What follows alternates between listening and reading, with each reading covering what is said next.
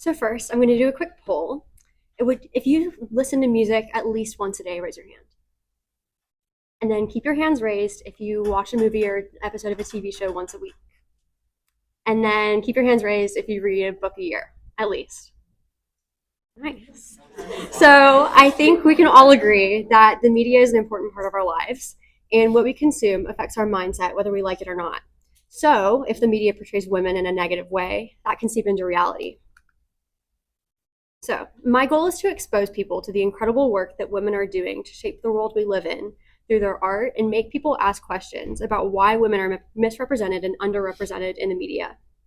We can discuss the solution to sexism all day, but if people don't first recognize that there is a problem with the way women are represented in the media, those conversations about solutions won't get anywhere.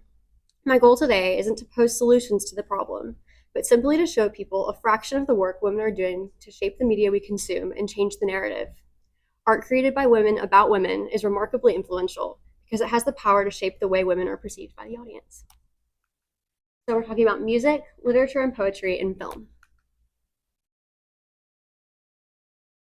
Taylor Swift's decision to re-record her first 6 albums in order to regain the rights to her early work establishes her as the leading voice for artist advocacy. After her albums were stolen from her in 2019, she said, "Music I wrote on my bedroom floor and videos I dreamed up and paid for the money I earned playing in bars, then clubs, then arenas, then stadiums should belong to me."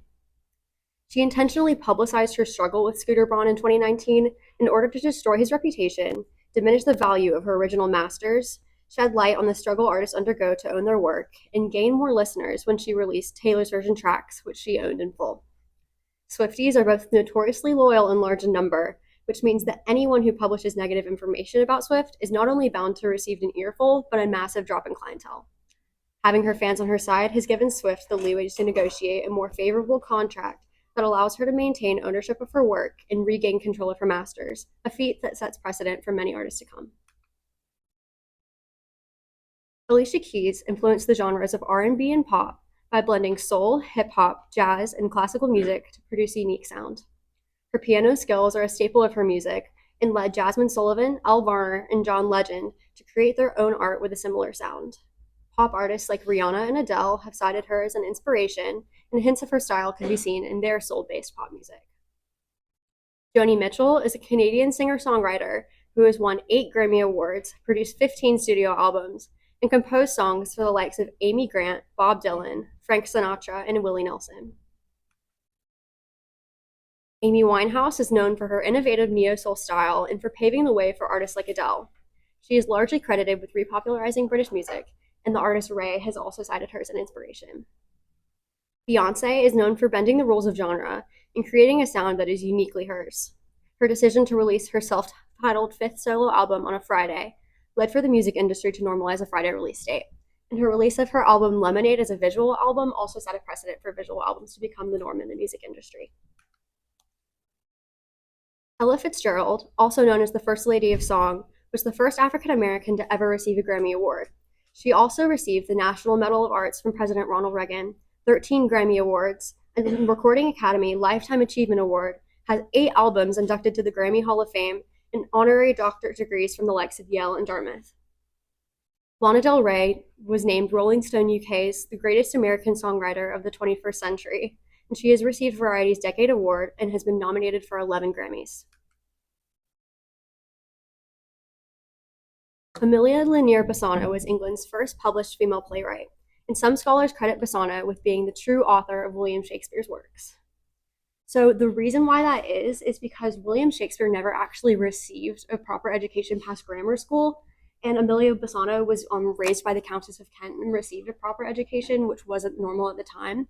Bassano is also Italian, and she traveled to the Netherlands, which explains why Shakespeare's works have detailed descriptions of Italy and the Netherlands, even though Shakespeare never actually traveled to those places himself. And also, Shakespeare never actually owned a book on record, and he was actually known for stockpiling goods during a famine and then selling them at exorbitant prices, which means that he wasn't necessarily the person that we can perceive him to be through his work. And he also never educated his daughters or taught them how to read, and that doesn't explain why he has such strong female characters in his writings. The Brontes are best known for their genre-defining works of Gothic fiction and for creating educated female protagonists. Charlotte Bronte's most famous novel is Jane Eyre, and Emily is known for Wuthering Heights. Anne Bronte wrote Agnes Grey and The Tenant of Wildfell Hall. Jane Austen's work is celebrated for its wit, independent female characters, and unique dialogue style. Austen's writing was moderately successful during her lifetime, but the relatable characters she created have lived on to be appreciated by 20th and 21st century readers and critics alike. Emily Dickinson, known for her unique poetic style that takes advantage of characters who are sharp-sighted observers who see the inescapable limitations of their societies, is arguably one of the greatest poets of all time. She takes a deeply introspective style and is credited with being the author of nearly 2,000 poems, which is one of the largest bodies of work in English literature. Zora Neale Hurston is one of the most prominent authors of the Harlem Renaissance and is credited with influencing the careers of modern-day writers like Alice Walker, Toni Morrison, and Ralph Ellison. Hurston was both praised and criticized by many, but what is undeniable is that Zora Neale Hurston shed light on female stories at a time when they were deemed unimportant. Louisa May Alcott's work introduced readers to strong female heroines who are ambitious and educated. Her debut novel, Little Women, depicts four sisters, all with varying dreams, as they navigate life in 19th century America. All three of Greta Gerwig's works, Lady Bird, Little Women, and Barbie, seek to answer the question, how do you become an artist and truly like yourself? And detail a woman's journey to become a fully independent creative. Gerwig can take a story rife with presuppositions and weave it into an epic that recounts the female experience in a way that resonates with millions. The stories Gerwig tells may not be new. Lady Bird is the story of a mother and daughter. Little Women has been adapted multiple times. And Barbie is about a doll that we all know and love. But the way that she depicts them makes audiences question what they already know. Shonda Rhimes has created and produced hit shows like Grey's Anatomy, Bridgerton, How to Get Away with Murder, Inventing Anna, and Scandal. She's also an advocate for diversity in the film and TV industry.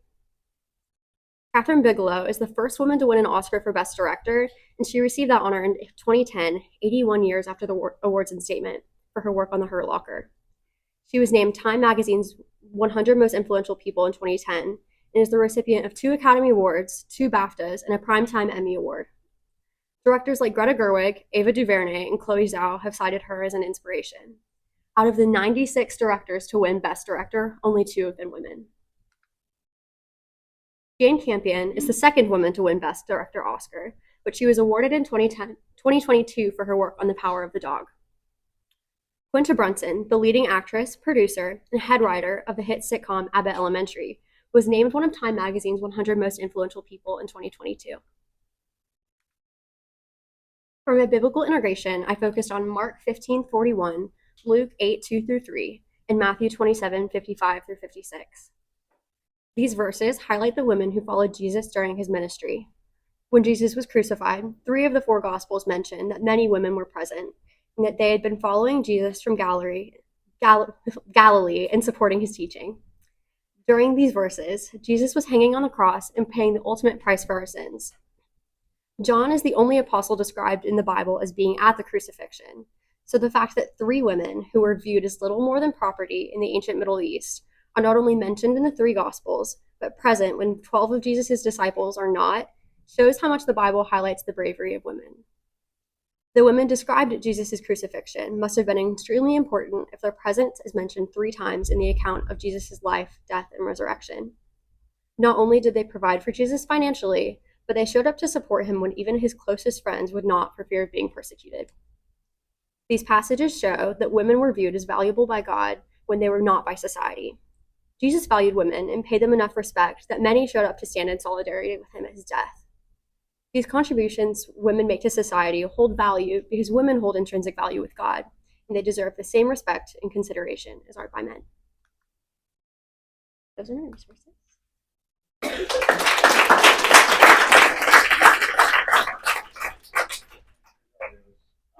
Like I said, we'll open it up to our guests first. If you got any comments or questions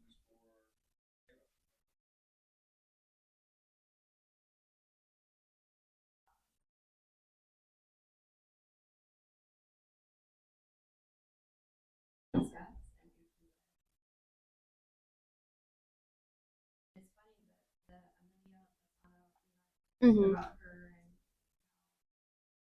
years ago, if you would have asked, of course they wrote it all, but I've come the other way, and the Same. way, yeah, the way I read, highly improbable, Mm-hmm. and it's just, I love how you cover all the different artists, modern day, and a variety of modern day, and even going back.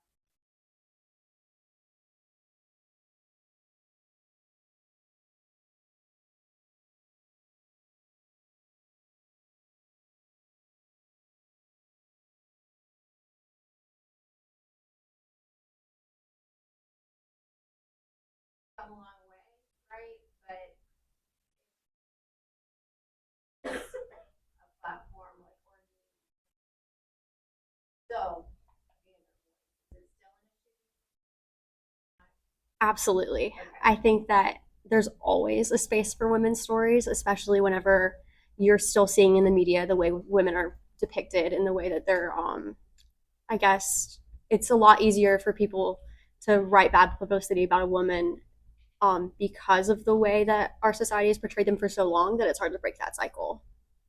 So why did you decide to do this? I love talking about anything film, TV, movie, and book related. Like I could truly talk about this for hours. So I really just wanted to use it as a platform to educate people about the people that I love and respect. So I think I just did it because I love to talk about it so much. Thank Great job. Uh, how would you respond to someone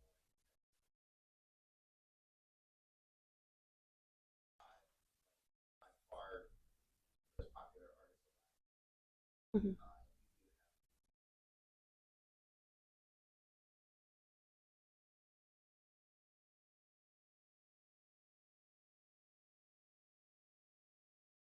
that you seem to be trying to raise?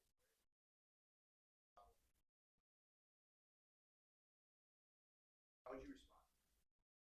I would say that it's easy to believe that that's the case, but while we only have two out of the 98 directors who have won Best Director at the Oscars, only two of them have been women. None of them, like, they're both white women. No woman of color has ever won that award.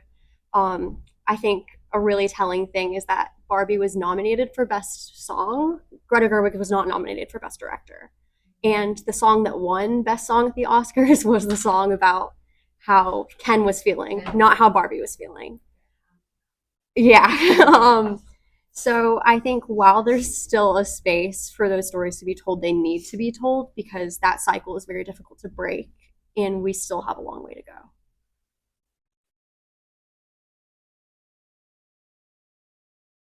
What are ways in which you see her operating these halls and in the community? Mhm. Are there examples where you're like, when you speak like this or respond this way, I have seen them wittingly or unwittingly? I think definitely anytime that it's Women's History Month, it's my favorite month of the year, except for my birthday month, obviously. But I think it's really interesting to see people's reactions, especially. I know we had that conversation about Black History Month, but whenever it's Women's History Month, it's easy for people to say, "Oh, why don't we have a Men's History Month?" And like, I feel like there needs to be more space for those conversations to be heard.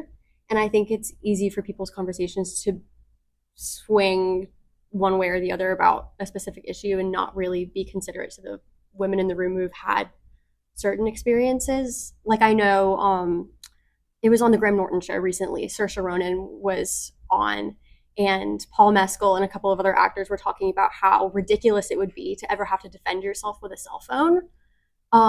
And Saoirse Ronan spoke up. She had to really work hard to make her voice heard, but she said that's what women have to think about all the time is defending themselves with whatever they have around them. And it got really quiet after she said that because people don't usually think about that. But whenever you're a woman, you have to think about certain things that people might not know because these stories are still fighting to be told. I'll jump in real quick because you keep using the term story. Mm-hmm. You mentioned musicians, directors, actresses, authors, and I think that's a common thread for all is the story. And I think the real value of your project is don't think, speaking personal experience, right? Don't think that I was ever confronted with the idea. Stories that we're hearing have a lot of women involved. People who tell those stories are not women. Mm-hmm. And that's one of like, it wouldn't surprise me a bit, fellas, if you're listening to this project and you got a little bit of a chip on your shoulder, nobody blames you.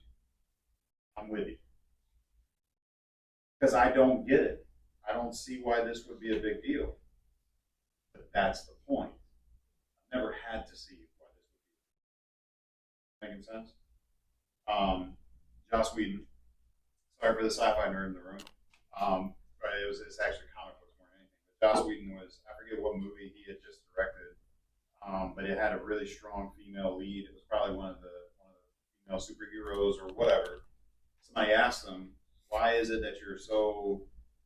He listed off a couple of movies that Whedon had done, and why is it that you're so not attracted, but like drawn to directing movies with strong female leads? Why do you direct so many movies with strong? You just looked the reporter in the eye and said, "Because you keep asking that question." No director has ever been asked, why are you drawn to movies with strong male leads? Because you have most of these stories about men being told by men. And yet I grew up, most of the stories that I heard about women were told by women. Mm-hmm. And that's a big deal. Like again, it's one of those things that if you don't understand why it's a big deal, that's part of the problem. That's part of the issue. Just like you've got all of our patients. Like it's not like you need to feel bad about yourself. That's not what's happening. Should God decide to bless you in this way, one day you'll have women in your life that open your eyes to this stuff. So just have some patience. I did have one question. Sure. Kind of along the lines, maybe not. As broadly and as generally speaking as possible. So what now? Like, point well taken. 92 or 9, what was it? 2 out of 96. Right. We need to fix that, right? So what now? What's the recommendation?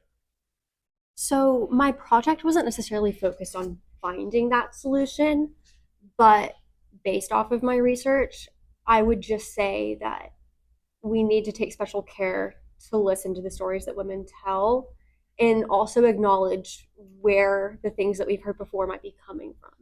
Like if you watch a movie with a female lead and some things don't seem right, look into that and ask questions. And I think just being more open and considerate would be the best thing. Mm-hmm.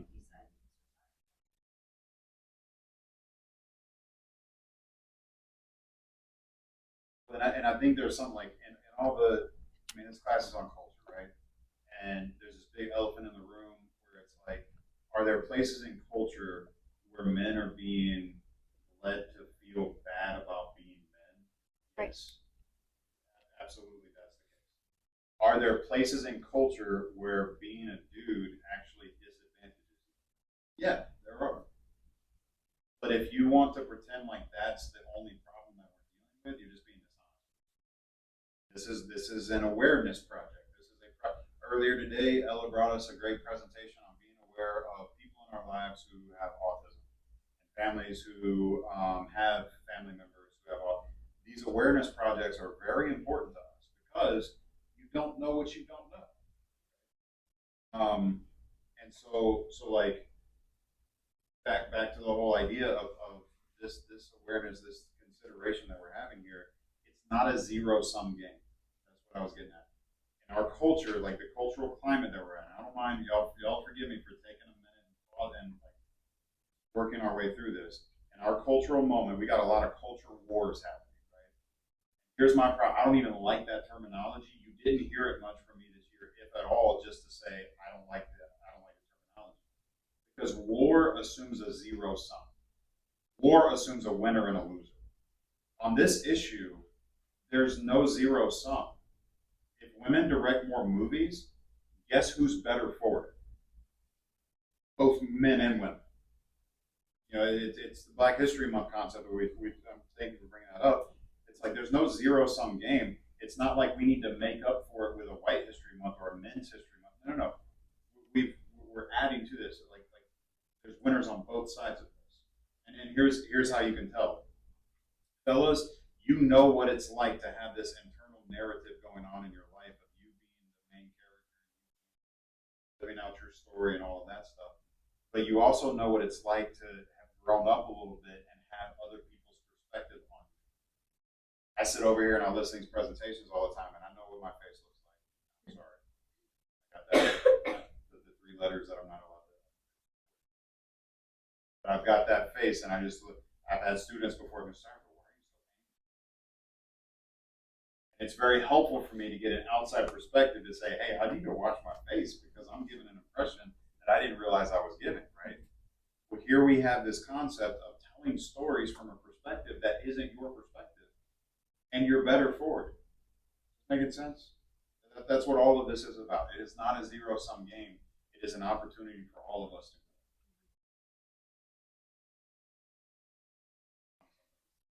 to. Any more questions, comments?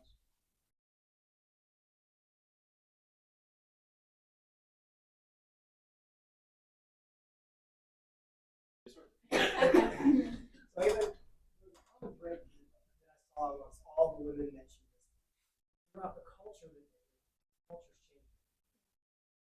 What's one thing all of those women did not women today who are successful in that's money. What's something that they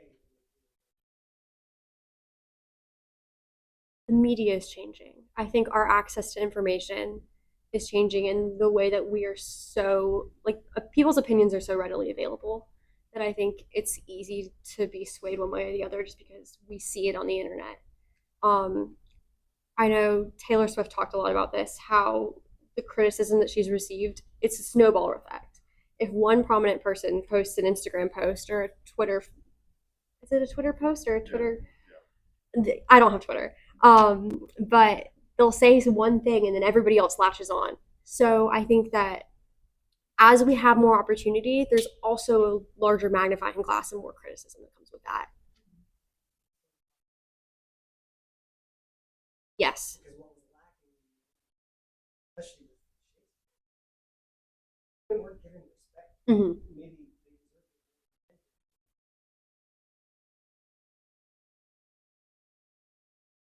I think that if women conduct themselves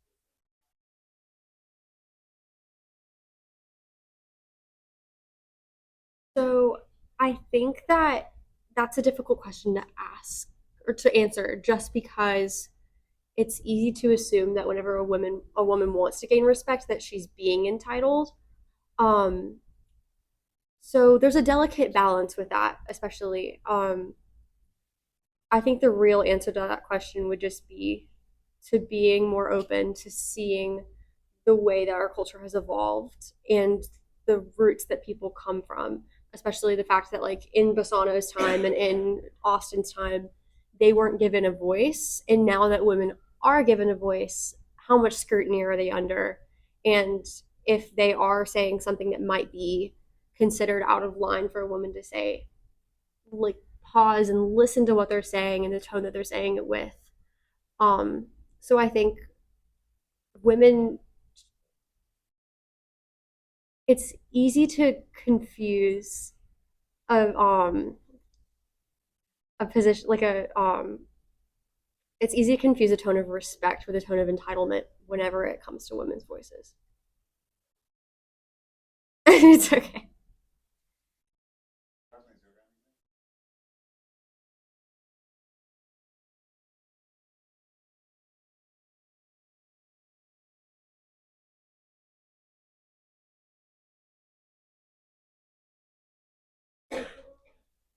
I think American culture is much newer, so it definitely has been influenced by other countries and other people groups. So I think there's much deeper and richer culture in Europe. So I was able to go back a lot deeper and see the differences between the way women are treated then and now in their work. So I'd say that's the biggest difference that I saw is just that America doesn't have as much behind it as like in terms of history. So, like, would you say is like I don't think so. I think they just have more history backing them in the sense that like they've been around since the 1100s, like very like a long time ago, and America's new in that sense. But I think it's a pretty equal playing field across the board.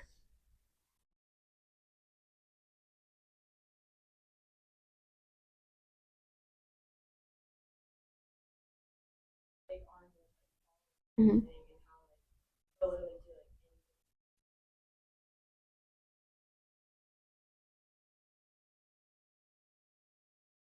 Mm-hmm. so how would you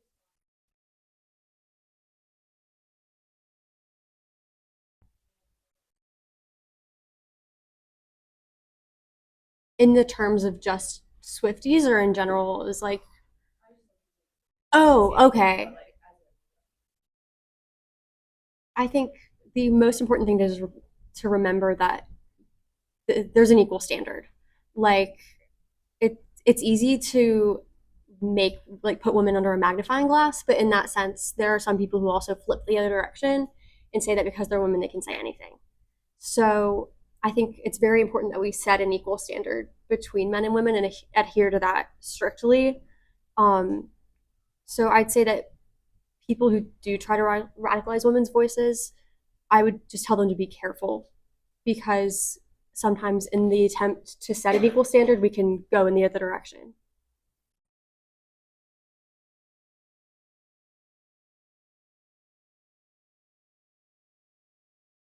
I Yeah, love Lana Del Rey. same. I was wondering like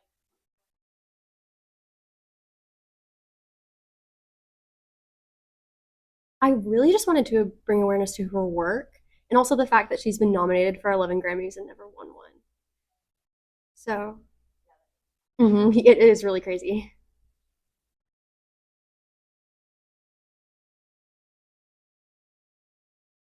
Thanks, Ava. Yep.